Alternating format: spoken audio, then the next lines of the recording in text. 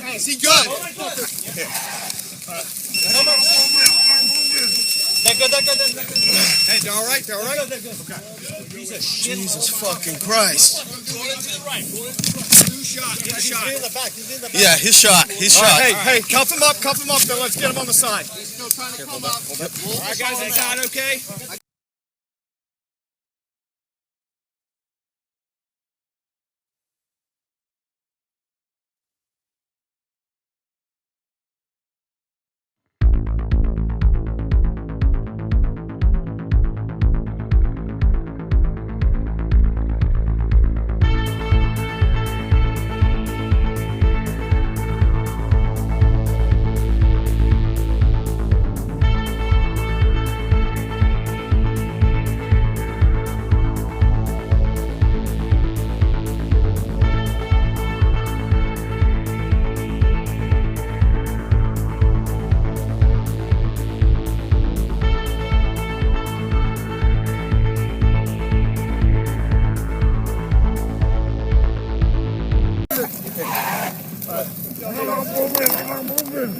Hey, they're all right? They're good. Okay.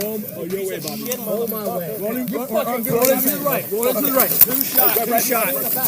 Yeah, good shot. All right, hey, cuff him up, then let's get him on the side. He's still trying to come up. Roll this arm out. Okay? I got his arm. Hey, cuffs out. Everybody's good. Cuffs out. John Bill getting an ambulance on the way. Get that arm, Hey, cuffs coming out. Hey, any of us shot. Any of us hurt. It's all them, I think.